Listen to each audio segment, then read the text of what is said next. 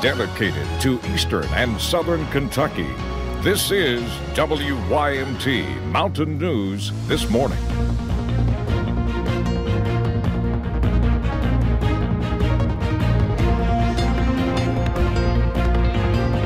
Good morning. It is 4:59 on this Friday. It is finally here. Thanks for tuning in to Mountain News This Morning. I'm Will Puckett.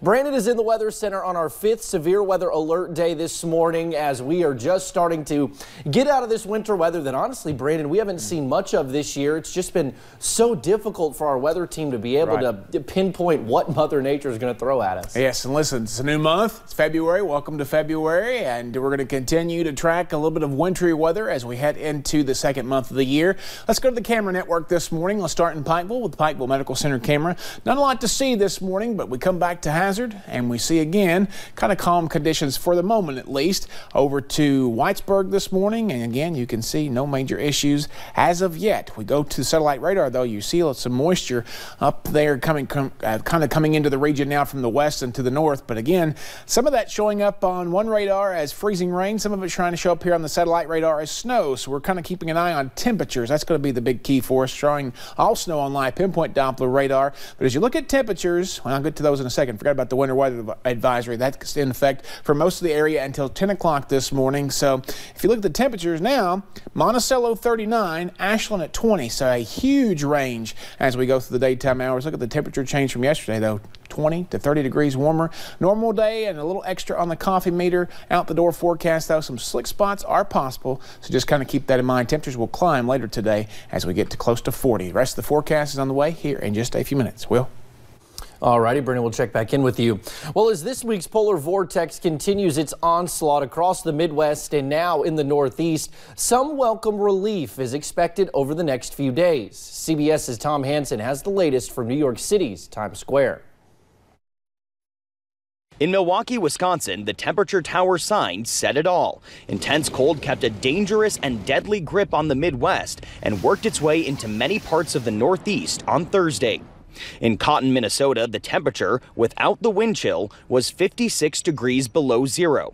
And Chicago broke another daily record, hitting 21 below. If you don't have to be outside, don't go outside. Mayor Rahm Emanuel thanked those reaching out to help others in need during the brutal cold snap.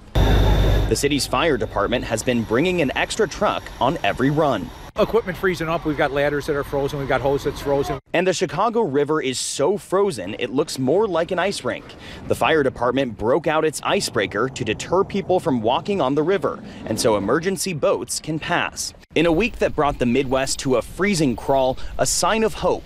The U.S. Postal Service plans to resume mail delivery in Chicago on Friday. While the weekend promises some relief from the dangerous cold, here in Times Square, the temperature overnight will still feel like it's below zero. I think it's kind of crazy. It's ridiculous. It's freezing. Still, many are hoping the worst is over. Think about a warmer climate. You know, that's what keeps you warm. In Terre Haute, Indiana, warmer air is expected to push the thermometer to 40 above zero. And Detroit is expected to see the temperature jump more than 60 degrees by Monday to a high of 50. Tom Hansen, CBS News, New York. At least 20 weather-related deaths have been confirmed from the system since Sunday. Well, a number of schools across the mountains are closed again today because of winter weather. One school in Bell County is closed for another reason: illness. Officials at Pineville Independent say close to 20% of their students missed classes yesterday. We are told the entire school will be cleaned and sanitized before school starts back on Monday. What brought it to our attention was the students that were showing up for school and then having to check out due to a low-grade temp or with an upset stomach. The superintendent expects classes to resume on Monday. It has been nearly a year since the town of Buckhorn was without water for close to a month. In the aftermath of the outage, changes are being made in order to make sure Buckhorn has options should a problem happen again. While this winter has been mild compared to last, there were a handful of ideas and talking points to come out of the crisis.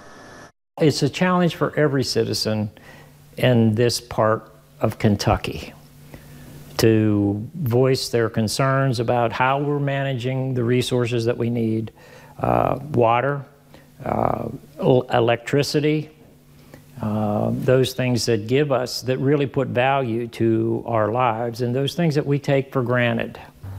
Mayor Tom Burns is working with county leaders to get interconnects in case this issue ever comes up again. Well, the Low-Income Heating Assistance Program, also known as LIHEAP, wants folks to know they still have funding available for those who need it to help with electric bills. This year's crisis period started on January 7th. Officials tell us if the current rate continues, they should have funds through the end of February. You do not need to make an appointment to meet about the crisis funds. Well, the homeless population in Johnson County is getting some much needed help from a group of elementary school students. WYMT's Taylor Upchurch takes us to the streets of Paintsville for a look at how younger generations learning to pay it forward. Highland Elementary kids warming up downtown Paintsville. For people that are way less fortunate than us. It shows that at any age you can help the community. The group Warming Warriors struggled to create a community project until one student walked outside a theater just across from the coffee house and watched a homeless man struggle to keep warm. But he actually bent over one of the vehicles that had parked and was warming his hands and then laid his body on top of the car hood. The student's story touched hearts. And one of the students spoke up and said, you know, that could be any of us. You know, all it would take is our parents losing our job. And that's right. So now a coat rack sits outside of Coffee House on Main Street. 89 coats, 165 pairs of gloves, 92 toboggans, and hand warmers have been given out. And 50 free drinks, already bought and paid for, are there for the taking. Well, it really warms my heart that people in the community would help supply things for just us. We're just kids. You know, to get all these people to actually help us really does just warm my heart. Partners like Coffee House, Burger King, and Counter Missions and Hands and Feet Missions are happy to see children taking part in outreach. They get it, and that's the thing. The needs are many. And if we would all come together, we could meet many needs. It's not about our church. It's not about us. We give God all the glory. Producing leaders in their community at a very young age. In Johnson County, Taylor Upchurch, WYMT Mountain News.